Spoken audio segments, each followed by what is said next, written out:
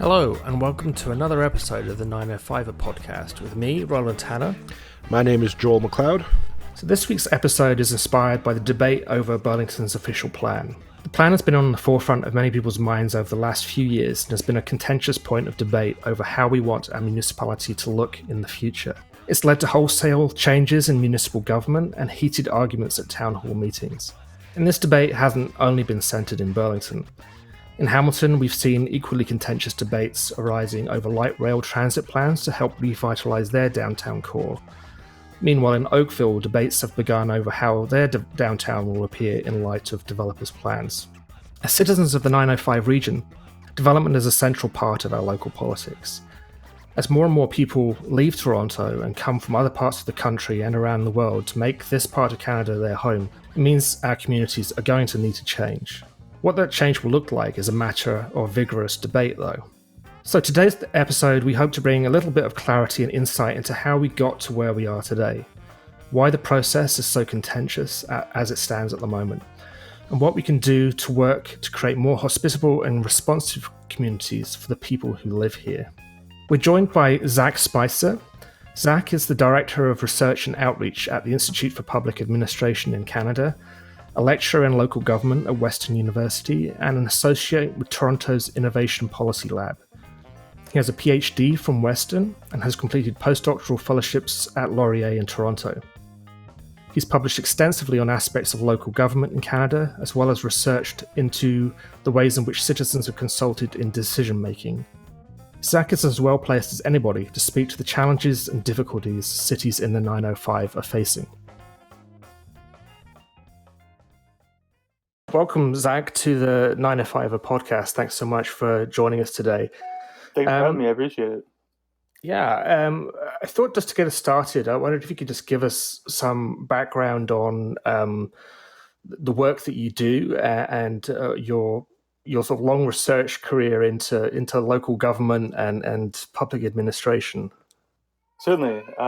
So my work is really kind of motivated about how do we build better governments and how do we build better cities. So a lot of the work that I've done in the past has looked at things like amalgamation, composition of councils, regional governments. How do you best establish a local government for a very expansive area? How do you manage rural interests with suburban interests, with urban interests?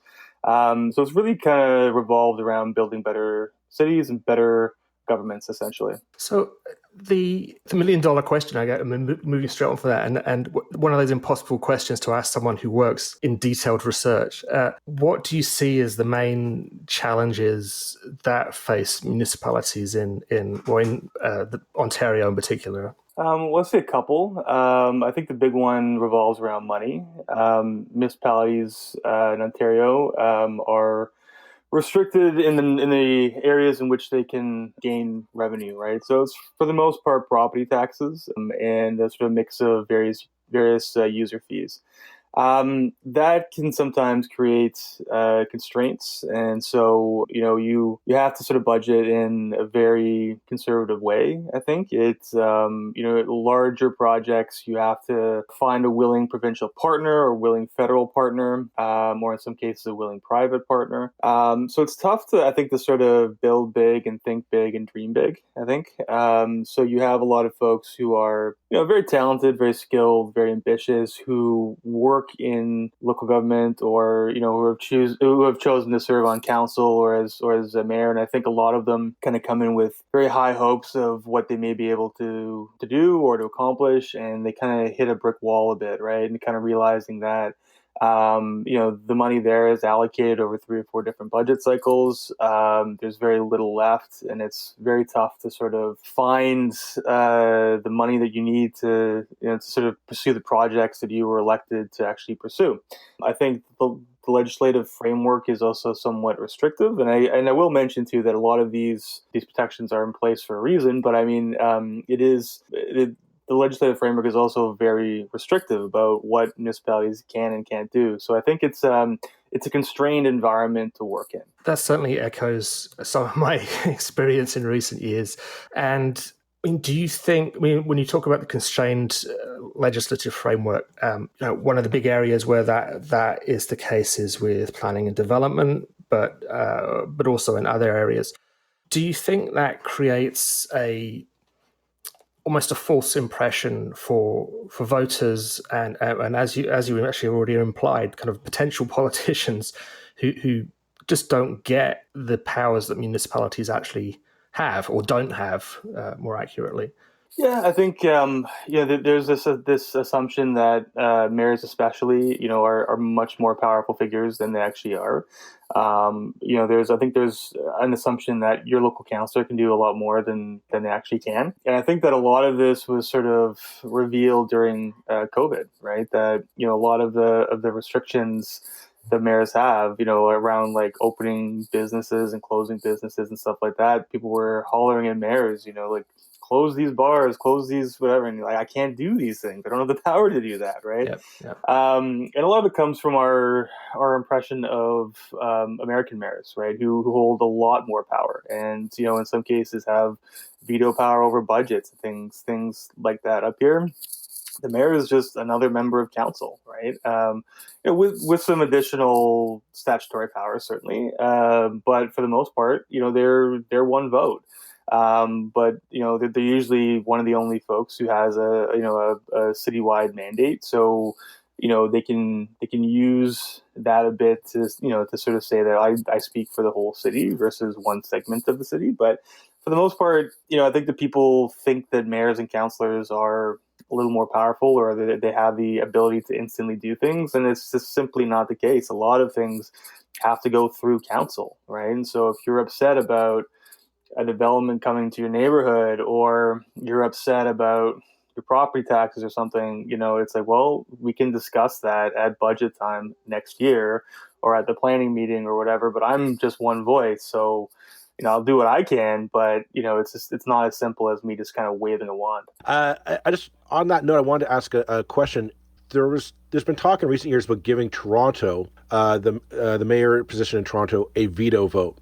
It's been on the table for a number of years. It keeps kind of coming up as a solution to some of Toronto's woes.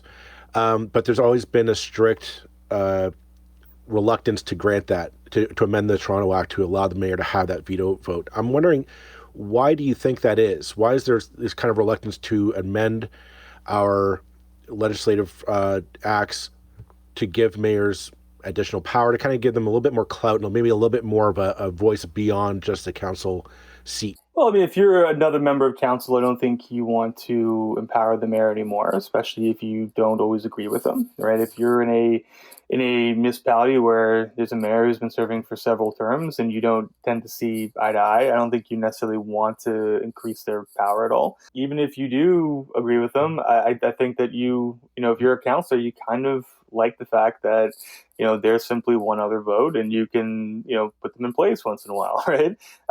So I don't think that there's a whole ton of interest from other councillors, right? I don't see municipalities as a whole begging for that change. I think there's a lot of mayors, especially big city mayors, who say, well, I should be kind of a larger actor, right? And saying, I should be the face of the city. I should be, the person who's meeting with the premier. I should be that person, right? From a provincial perspective, I don't think you necessarily want to empower some of these actors, right? You are creating essentially stronger folks who may oppose you, right? And the sort of traditional song and dance is that mayors and council are usually quite supportive of the province when there's money coming, and when they don't see eye to eye, you have to push back a bit.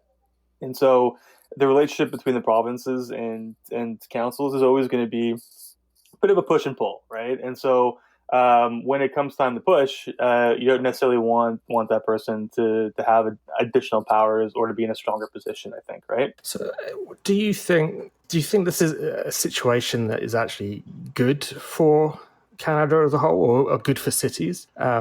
Because it almost creates a false impression of what our local democracies are, that we think we're voting for the prime minister of a city and the government of a city, and we're really not. And it seems to me that causes all kinds of challenges because of that essential misunderstanding. Mm-hmm. Well, I mean, part of it is education, right? We could do we could do a much better job at outlining what the role of mayor and council is, right? I think that we could do a better job of outlining what local government as a whole is, and what police service boards do, and what planning committees do, and what regional councils do. I think we don't necessarily do a fantastic job of telling voters what to expect, right? I think elections are always about promising the moon, like essentially, right? To say that, and these are very aspirational documents, right? When you say, I'm if you elect me or re-elect me, I'm going to do X, Y, or Z, right? And the hope is I hope to be able to do these things. I hope to be able to freeze your taxes, or to freeze development, or to build a park, or bring that stop sign that you want, right? And but without saying that I really can, unless I'm able to convince the rest of my colleagues to do that. So I think that we could do a better job at sort of outlining what councillors and mayors can and can't do. Mm-hmm. So I'm sure something that most people don't appreciate is that even the agenda of what gets discussed at a council meeting isn't set by councillors. It's set by the city manager and the staff and the clerk's office, and and they have enormous power to almost shape the direction that councils can take. And I mean, do you think ultimately, if you had a magic wand and could design cities how you wanted, do you think this is a good system? I think it's a system with a lot of checks and balances built into it, right? So, I think when we look back at our history with municipalities, right, there is long periods of time where there was insolvency, where there was councils that weren't mature enough to make good decisions, and I'm not talking about Burlington and Hamilton today. I'm thinking about small towns of 500-600 people and things like that, right? That there was graft, there was corruption, right? And there's a reason that the province of Ontario has more of a legislative constraint and a fiscal constraint placed upon municipalities, and it's not because they necessarily want to. I don't think it's necessarily that the province wants to keep municipalities under their thumb. In fact, that causes a lot of problems for the province as well, right? I mean, this isn't an easy system to sort of navigate in from the province either, right? And it's not exactly command and control. It kind of looks that way, but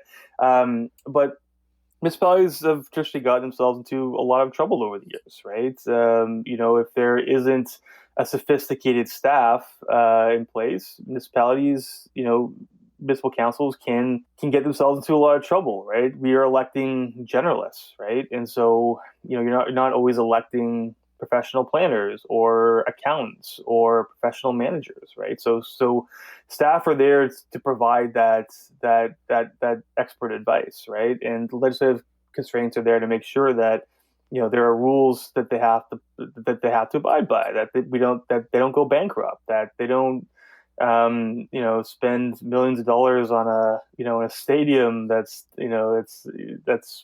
financed over 100 years or something, right? So there's rules in place because I think there's a history that shows that there ought to be some, and whether those still need to be in place, I think is something that we can explore. If I was to sort of redesign the system, I think I would start where we are right now and think about where we could ease regulations and ease rules, and think about where municipalities want to have a little bit more authority, and what the consequences actually would be if they did. On that note, Zac, I wanted to kind of talk about the current situation with COVID-19. We've seen here in Ontario, the province keeps delegating down to local regions. Like when it comes to reopening, it went regionally because it wanted to look at the regional public health units and how are they doing, how are they coping with numbers. Okay, we'll open one region or county at a time. Same as recently with the education reopening. They've gone,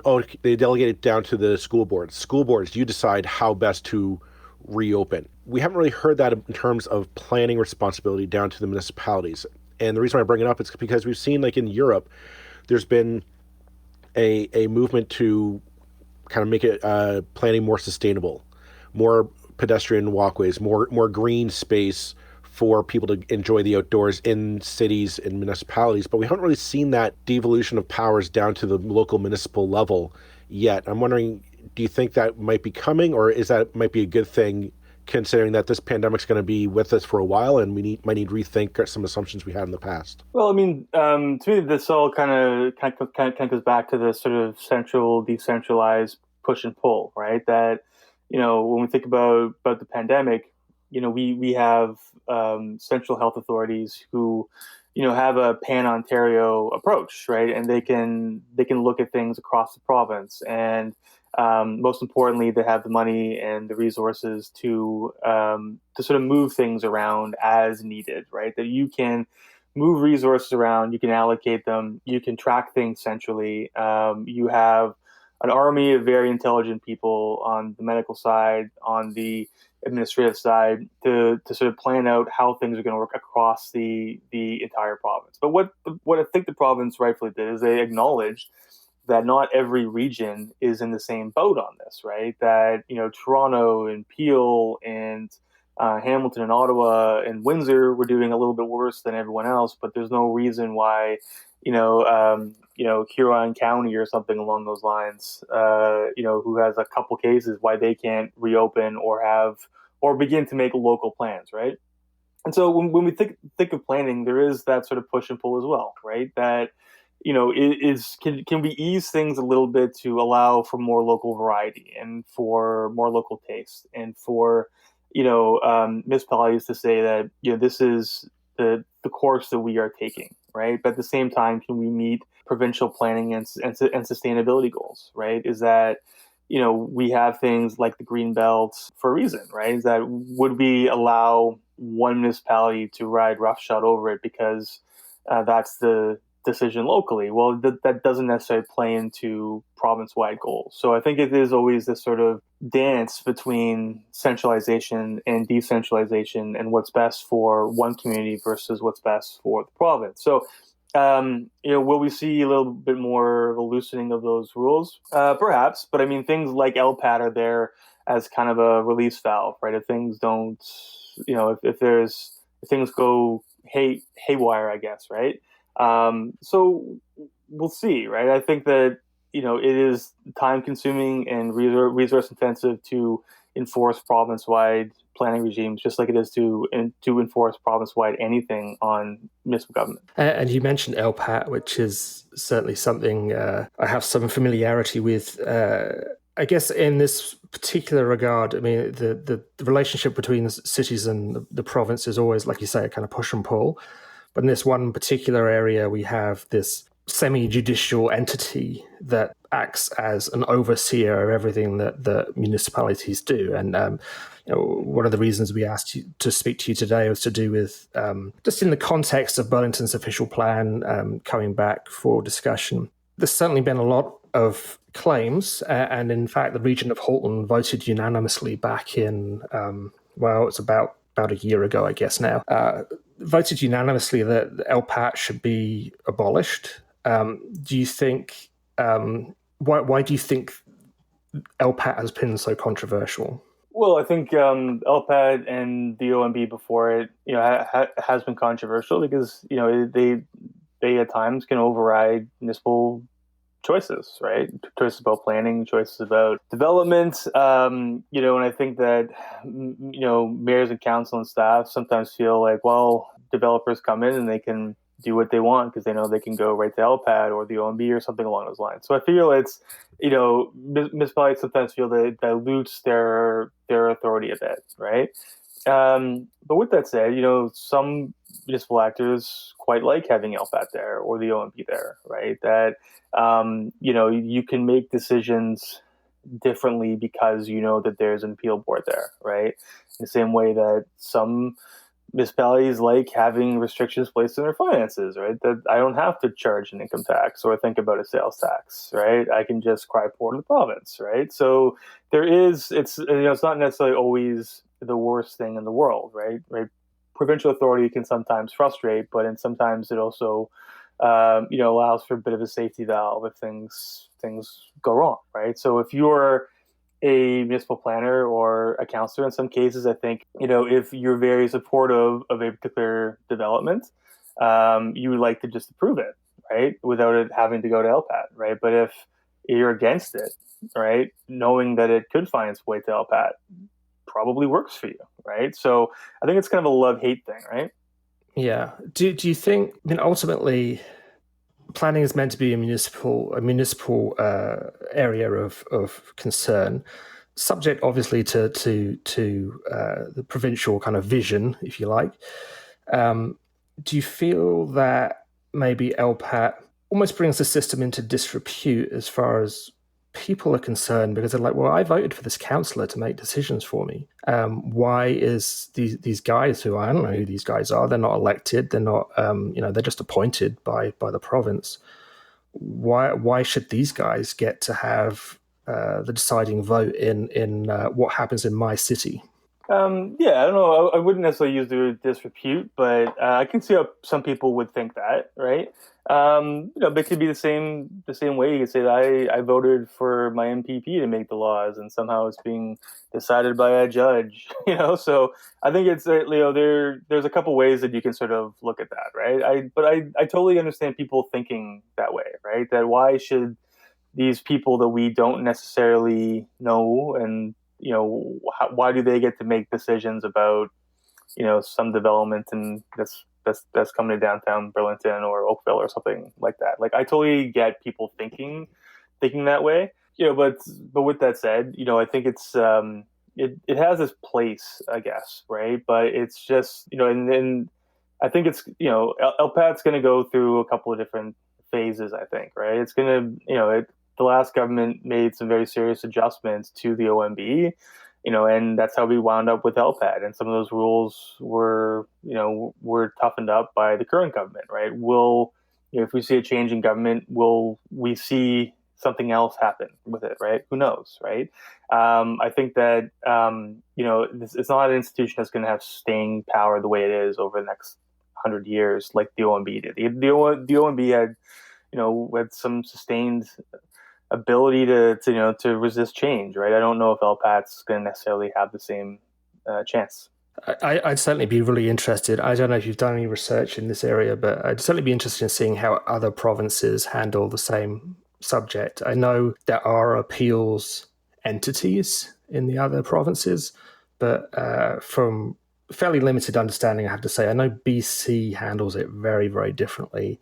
Some provinces have something that's quite like LPAT, and some don't. But have you looked at that at all? Not really, to be honest. I'm probably not the right person to talk about that. But I think there's an array of options available to regulate development, right? And I think you could say, well, we have a sort of looser provincial planning regime, but we have tougher enforcement mechanisms to make independent decisions, right? You could say we have a very strict provincial regime that with very strict rules, and we don't really have a enforcement mechanism or an arbitration system, right? So there's a couple ways that you can kind of go about it, but yeah, I probably wouldn't be the right person to sort of talk about that, unfortunately. Just looking at taking a step back and look at the whole system, it seems like we have a very confrontational system. Like we have kind of municipalities versus the province interests versus municipalities, and we have the people on the ground who are electing officials expecting a plan to go forward, but not getting what they wanted due to a variety of interests. And I'm wondering, what can we do to make a more collaborative approach? Is it better education on the system? Is it we need regulatory changes or legislative changes? Because I see that we have needs going forward in how we develop our cities. We want them to be more sustainable, more green, more livable.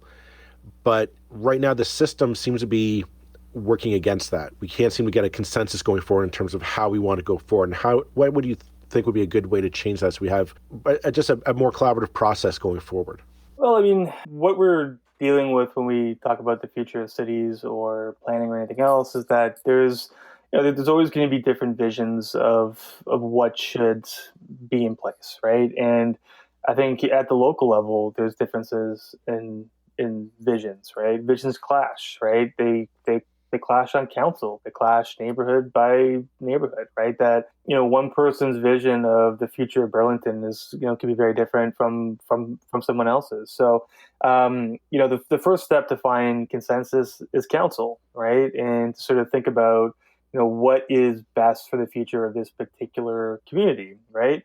And from there, there's going to be differences in vision between the province and municipalities, right? I think that's a natural process, right? That's just naturally going to occur. So, I think we have a system in place right now that is unlikely to change, right? I don't think the province is, essentially going to wake up tomorrow and say, we need to change the municipal act from top to bottom, and municipalities can do X, Y, and Z now, and you can run deficits, and you can have a sales tax and do what you want, and LPAT's gone and do whatever. So I think that the sort of push and pull between municipalities and the province is a very incremental, slow game, right? And I think it's designed to be that way. And finding consensus, I think, starts locally, and finding a consensus between the province and municipalities, I think, is something that we have great forums to do this, like AMO, right? That's a great forum. AMO is a great advocate. We have professional associations for staff who are fantastic advocates. I think where there could be some centralization, we have kind of smattering of local advocacy groups that aren't very well coordinated. I think I think there could definitely be some province-wide coalitions on things like smart growth and stuff like that. I think that you could if people want to sort of have their vision of the future win out, I think there can be a lot more collaboration between groups like that, between municipalities. But it's tough to do that and to sustain it over the long term. For sure. Yeah, no, I certainly agree with you there. On a related subject, getting away just strictly from planning, I know you've done some research on both amalgamation and also sort of public the consultations that cities do, what's sometimes called public engagement or civic engagement. I believe your research and your publications on amalgamation were pretty anti. Is that a fair description of your kind of position, that you generally thought it was not a good idea? Well, I don't think that there's a lot of evidence to support some of the goals put up by proponents of amalgamation. So let's say that what I've written isn't necessarily personal opinion, but it's based upon research measuring some of the goals that were put out by advocates for amalgamation. Right, a lot of those goals or those promises never really materialized. No, I mean, obviously the argument in favor was reduced costs, and I think it's well established that doesn't happen. Now, obviously, when the new PC government came in 2018, there was a lot. To be honest, I thought amalgamation was a done deal the minute they came in. So I'm somewhat surprised that they backtracked so dramatically on that issue. Why do you think that was? Because it seemed pretty clear that there was, it's kind of a central logical tenet of the Conservative point of view is less government. So it seemed like, this is just going to be something they do. Mm-hmm.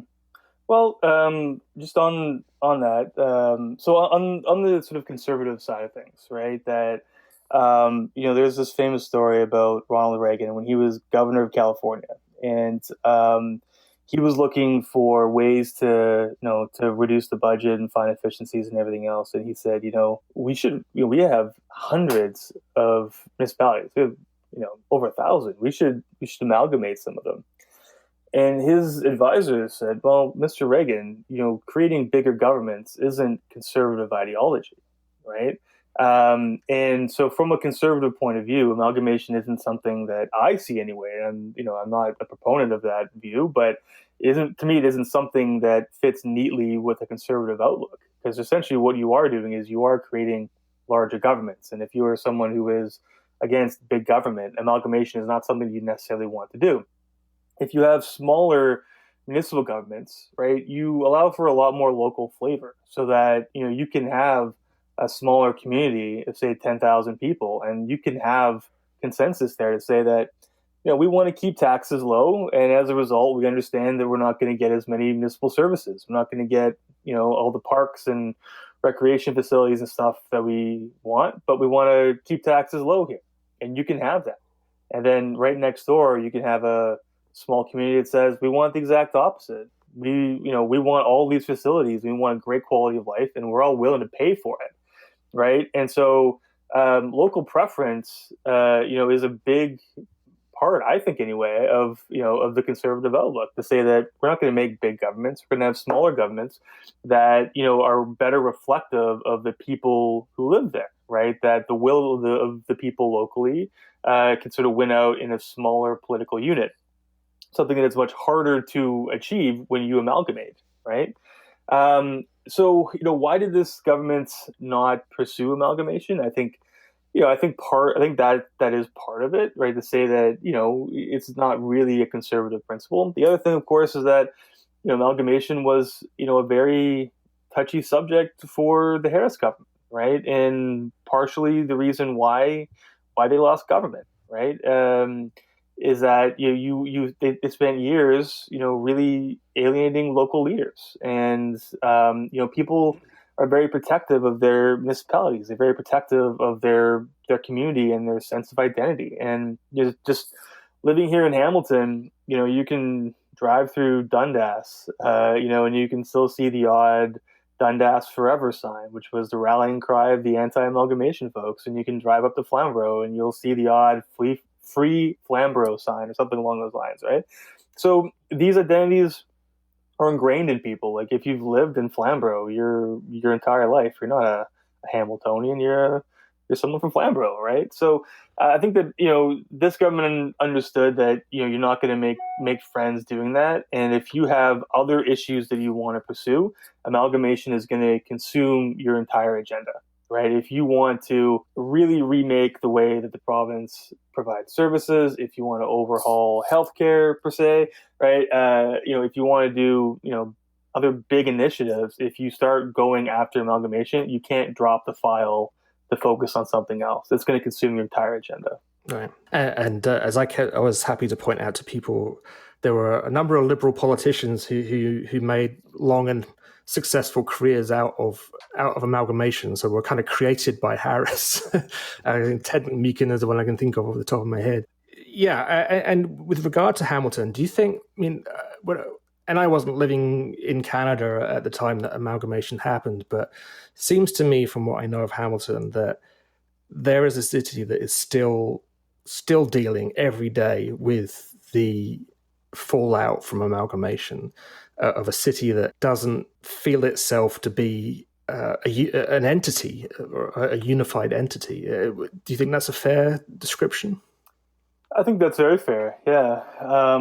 Hamilton is very much a community of communities, I think, right? That, we are a single political unit, but we're very much, blocked off into a number of different communities that were amalgamated together, right? And I think the identity in, say, Ancaster or Dundas or Flamborough is still quite strong. And that's going to take a long time to change. I mean, I think if anyone takes a drive up to Cambridge, and you can see the signs, you're entering Hespeler, you're entering Prescott, and they were amalgamated in the 70s, so yeah. It takes some time for municipalities to kind of come together, right? And well, I was just going to chime in there and say Mississauga is kind of this similar situation to Hamilton.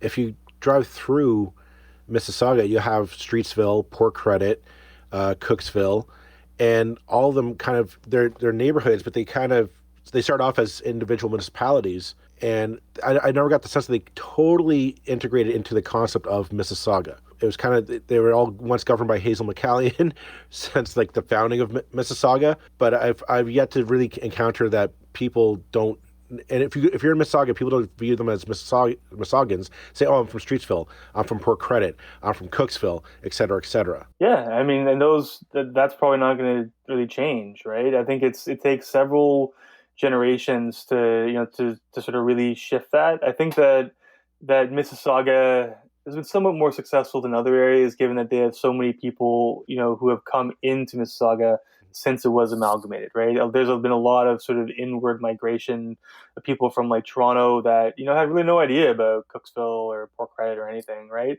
But once you're there, you do pick up on it, right? That I live in Port Credit now, I live in Streetsville, whatever, right? Places like Cambridge, where you don't have as much inward migration, those identities, die a little harder because you have people who are 3 generations into it and say, "Oh, I'm still from Prescott, Esport till I die." Whatever. It's just how people see their area, right? And so, with that said, when you amalgamate, you have to be aware of that. But with that said, if you're sort of measuring it up against some of those broader goals about saving money, reducing taxes, those haven't really materialized. What you have seen, however, is that there's sort of a stabilization of services and revenue throughout a larger jurisdiction, right? So, for Toronto, you didn't see savings in Etobicoke or Scarborough, but you saw an upward harmonization of services in places like East York, right? That what you can do now with a larger jurisdiction is you can move money around. So I think the one thing that we are able to do here in Hamilton, we don't have a common community identity, I think, but we're able to move money from more affluent areas like Ancaster, Flamborough, Dundas per se, and we can move it around to provide services for people in East Hamilton who may not have had access to services like that prior. So there are some benefits. The research that I've been doing has been kind of measuring it up to some of the promised benefits from the old PC government. I guess the question is that an argument for having a regional level as well as a local level, or some kind of community councils, or it seems we tend to think, because there's such a chronic distrust of government as a whole across kind of Western society these days, we think government is bad. But I feel that democracy should be something that's outside our front doors. There should be a way to express your will as a community at a very local level. And sure, that has to be overridden by all those other considerations at other levels. But when you take the politicians too far away, whether that's at the level of a huge city like Toronto or Halton or whatever, I think there's a price to be paid in terms of how people feel remote from power. They feel remote from democracy, and I think that's just a huge part of the challenge that we're facing these days. Anyway, that wasn't a question. That was me. That was me sounding off, and I apologize that I'm very bad at not doing that. That's okay. Okay. Let's talk about the civic engagement piece. I saw you were co-author on a publication earlier this year on how cities do consultations. Can you tell us the background to that and what your conclusions were? Sure. So that was the piece on smart cities. So the last couple of years I've been working on a lot of research about smart cities and smart city technology and data ownership and data governance, and how cities are using data and how they're not using data and things along those lines. So one of the things that I've been quite fascinated with is the Smart City Challenge, because it's given us kind of an interesting view into how cities have wanted to use smart city technology. So we looked at consultation, and we looked at how cities were including the public in some of these smart city designs, right? And we've been doing this for a couple of years. We have some survey data, and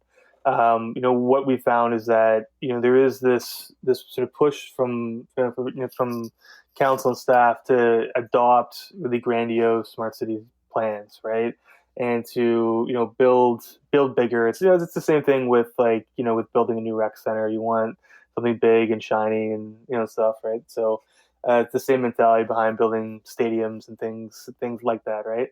But what we found is that the public is largely excluded from some of these conversations, right? And we were not really looking at how we can use technology to solve some of our current problems. We're looking at adopting technology for the sake of adopting technology. And so we just basically kind of advocated, said that, well, the public really needs to be involved with these decisions, especially because there are some pretty serious consequences to the general public, right? Especially because a lot of these smart city technologies use collect a lot of data, and data is essentially the fuel of smart cities. So they need to know if there are sensors in their roads, right? If they walk into the library, if there's a system that is gathering information from their phone, right?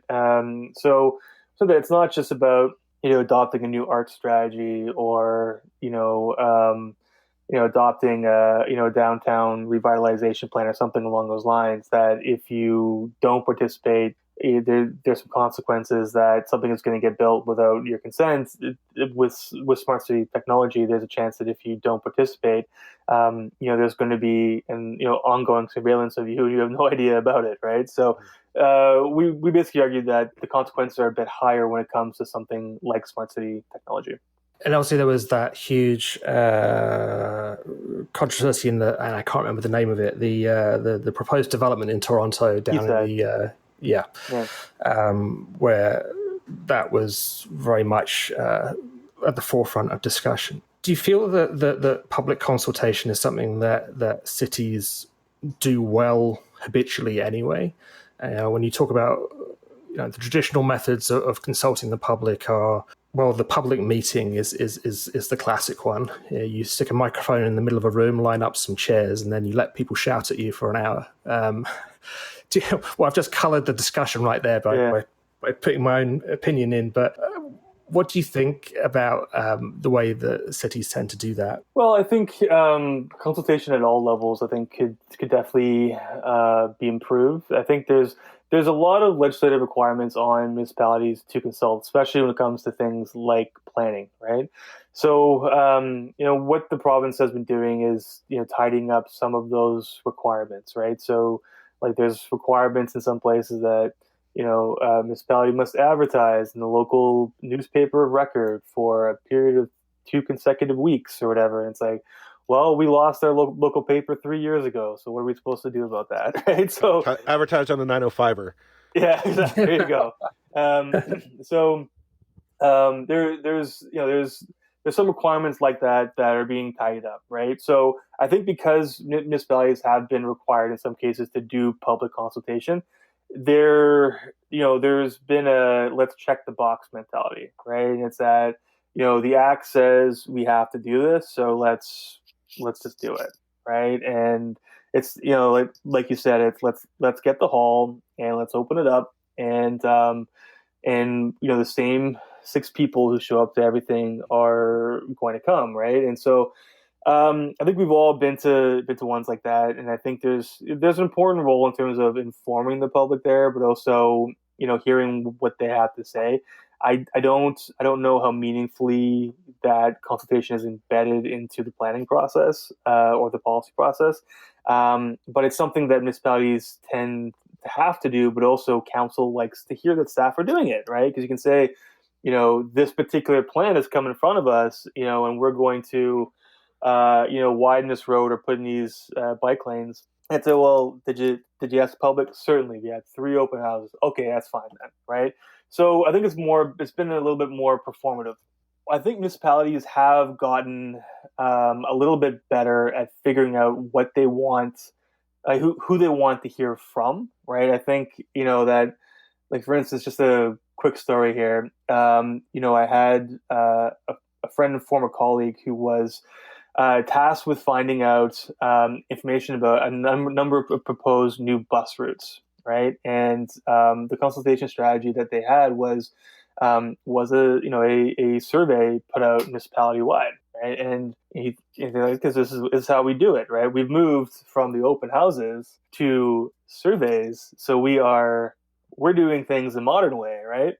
And it was about whether we move bus routes or cancel certain routes. And it's like, well, I didn't really get the information that we wanted. It's like, well, yeah, because you're out there surveying people who don't use the bus, right? So said, if you want information about this bus route, get a pen and paper and go stand at the bus stop and talk to people, right? Just go, like, if you want to know what the people using the bus route think about the bus route, go talk to people using the bus route, right? So I think that we're starting to understand that a bit. COVID, I also think, has provided us with a bit of opportunity. A lot of the in-person consultation just hasn't been happening. So municipalities are doing do things a lot more virtually. So you see a number of different consultation meetings, planning meetings, things are being placed online.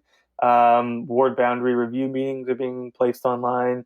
And so, we're thinking a little bit more deeply about how we can get people to provide us with their opinion, while not inconveniencing them to like the point of drive 30 minutes this hall, we have some coffee or whatever, and just get up to the mic and tell us what you think. So we can think of things like COVID as a bit of an opportunity to reshape the way that we've been doing things. That's certainly a subject that I could talk about all day, but I see that we've gone way over our usual half an hour. It just shows how interesting this subject is and how huge it is, because we're just scraping the surface here of I think of so many things that impact us in local government. So thanks so much for joining us today, Zac. I really appreciate it. Absolutely fascinating. And this will be a discussion that goes on and on, I think, across Ontario, across the 905 for many years to come. Awesome. Thanks, guys. Appreciate it. Thank you. Thanks to Zac for speaking with us. We could have gone on for hours on this topic, but we thought it was a good place to start, and we hope to have him back for future episodes. In other news, you may have noticed that this episode is a little bit different from our previous outings. We're pleased to announce that we have theme music going forward. Our theme music is brought to us by the band The Quadraphonics out of Hamilton. A link to their Bandcamp is in the show notes. We invite you to click on that and listen to more of what they have to offer. And as well, a quick sidebar, the 905 might have its first prime minister.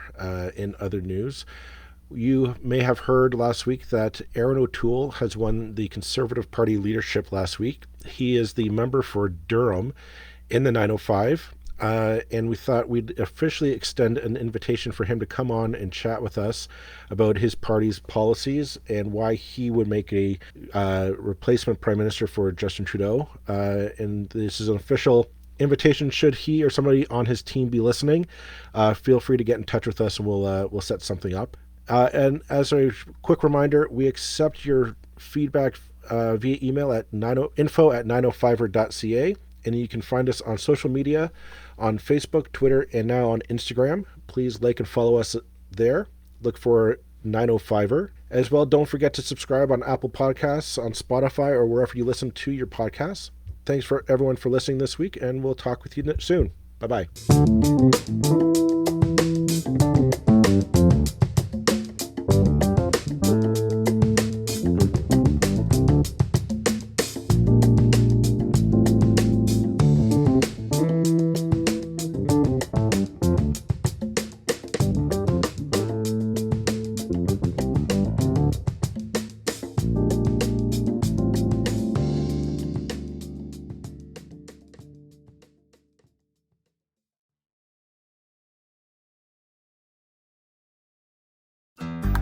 Looking to make the most out of this life and optimize your personal wellness? Then check out the Natural Man Podcast. Join me, host Mike C., as we explore all areas of human wellness, physical, mental, and emotional. Learn strategies to optimize your own well-being and be in the driver's seat of your own health. Remember, your doctor works for you. Learn biohacks, neurohacks, ways to improve sleep, and ways to optimize your body and your mind. Check us out on Apple, Spotify, the Fountain app, and at naturalmanpodcast.com.